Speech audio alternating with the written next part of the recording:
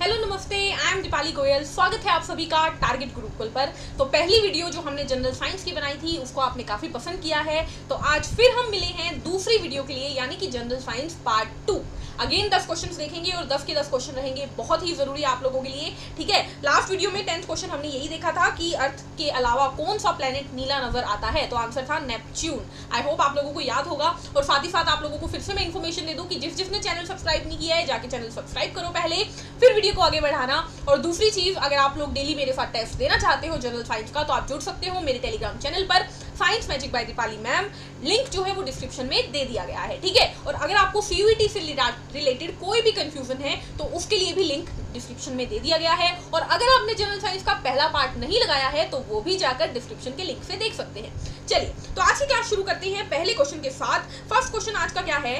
Gas present in packet of chips, potato chips, यानी कि आलू के जो चिप्स आते हैं ना, लेज के पैकेट आते हैं, मैं कोई ऐड नहीं कर रही। ठीक है, जो लेज या डायमंड या अलग अलग कंपनीज के चिप्स के पैकेट आते हैं, पार्ले के आते हैं, उसके अंदर कौन सी गैस भरी जाती है कि चिप्स बड़े बड़े खराब नहीं होते? तो याद रखिएगा, उसके अंदर भरी जाती है नाइट्रोजन गैस। कौन सी गैस? नाइट्रोजन गैस भरी जाती है। ठीक है, चलिए अगला क्वेश्चन देखते हैं। Question number 12, Zika virus is spread by. आपने सुना होगा बीच में जीका बुखार फैल गया था, जीका बुखार फैल गया था, जैसे डेंगू फैलता है ना वैसे ही जीका फैला था। तो डेंगू को जो फैलाता है वही जीका को फैलाता है। तो इसके लिए कौन मच्छर रिस्पॉन्सिबल है? तो एडीज नाम का मच्छर, एडीज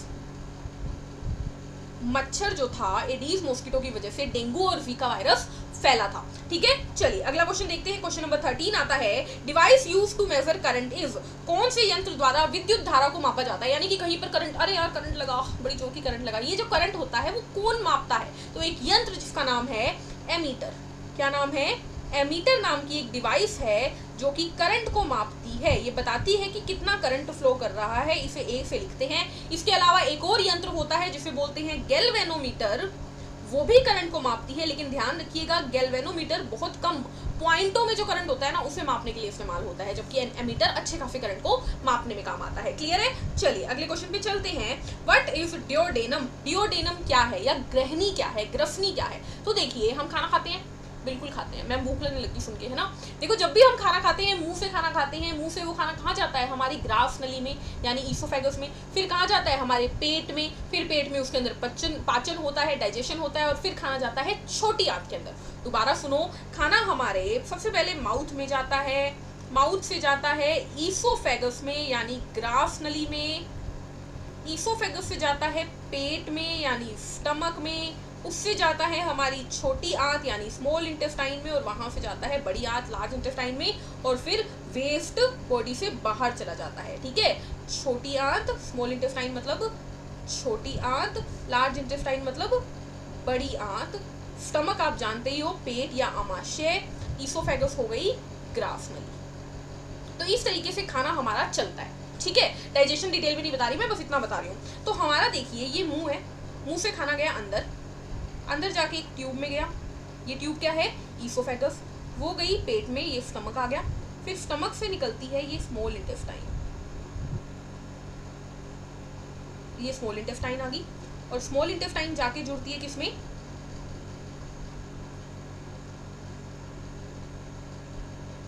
लार्ज इंटेस्टाइन में। इस तरीके से होता है। तो आपको क्या याद रखना है स्टूडेंट्स, ये जो स्मॉल इंटेस्टाइन मैंने बीच में दिखाई ना, ये जो स्मॉल इंटेस्टाइन मैंने बीच में दिखाई, ये वाली, इसके अंदर सबसे आगे वाला भाग होता है डिओडेनम, इसे ग्रहणी भी कहते हैं। उसके बाद आता है जीजेनम और इलियम। तो डिओडेनम क्या है? स्मॉल इंटेस्टाइन का अग्र भाग है, अग्र भाग है किसका? छोटी आंत का, डिओडेनम। उसके बाद कौन आता है? उसके बाद आता है जीजेनम और इलियम। ठीक है, स्मॉल इंटेस्टाइन के 3 भाग होते हैं, डिओडेनम,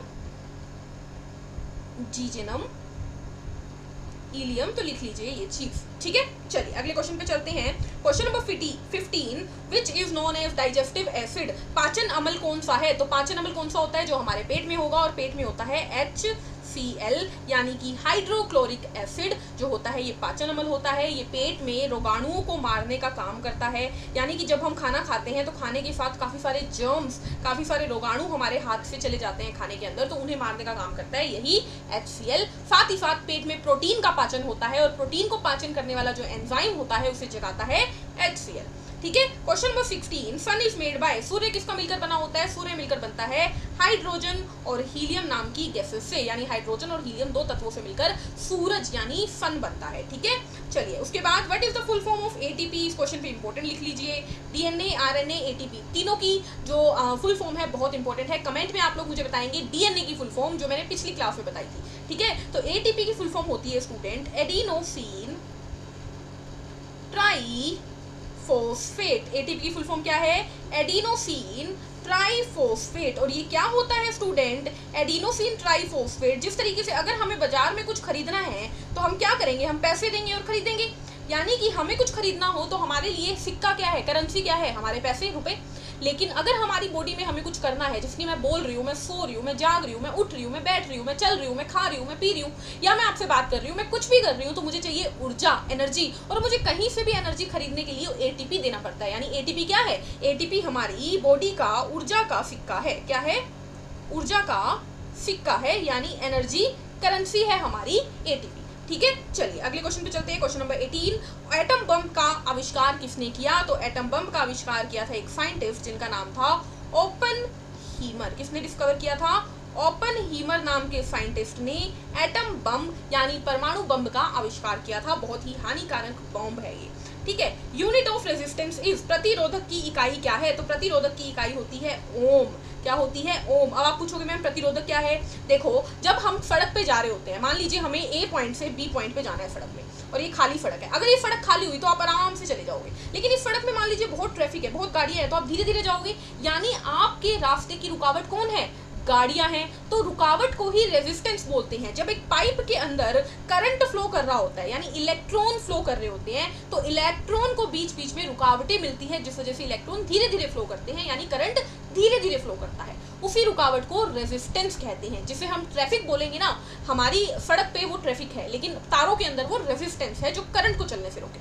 हमें चलने से रोकी ट्रैफिक, करंट को चलने से रोकी रेजिस्टेंस, ठीक है। ट्रैफिक हम कैसे गिनेंगे? एक गाड़ी, दो गाड़ी, तीन गाड़ी, चार गाड़ी, वो कैसे गिनेंगे? 1 ओम, 2 ओम, 3 ओम, 4 ओम, ऐसे गिनेंगे, ठीक है। चलिए आज का लास्ट क्वेश्चन पे चलते हैं। क्वेश्चन नंबर 20 क्या है? देखिए, iron is galvanised by, iron को गैल्वेनाइज कौन करता है? पहले तो गैल्वेनाइज क्या होता है भाई? देखो, आप जानते हो लोहे पे जंग लगता है। लोहा जब जब नमी के साथ या हवा के साथ कांटेक्ट में आता है तो उस पर जंग लगता है, ठीक है। जंग आप जानते हो ना, रफ्टिंग। अब हम चाहते हैं कि हमारी लोहे की चीज रफ्टिंग ना करे, तो हम क्या करेंगे? ये हमारा लोहा है Fe यानी आयरन, हम इसके ऊपर एक परत चढ़ा देंगे।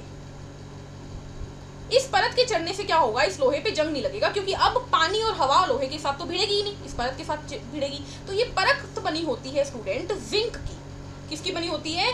जिंक की। और ये परत चढ़ाने की जो प्रोसेस होती है, इसी को बोलते हैं गैल्वेनाइजेशन या जस्तीकरण, क्योंकि जस्ता चढ़ता है, ठीक है। और फिर उससे क्या होता है? जंग नहीं लगता। तो गैल्वेनाइजेशन की प्रोसेस में हम किसकी परत चढ़ाते हैं? जिंक की चढ़ाते हैं, ठीक है। ये पीडीएफ आपको कहाँ पे मिलेगा? तो हमारे टारगेट गुरुकुल के टेलीग्राम चैनल पर आपको ये पीडीएफ मिल जाएगा विद आंसर। आप देख पा रहे हैं यहाँ पर 20 के 20 क्वेश्चन का आंसर दिया गया है। तो आप आंसर ले सकते हो कहाँ से? यहाँ आप आंसर ले सकते हो किससे?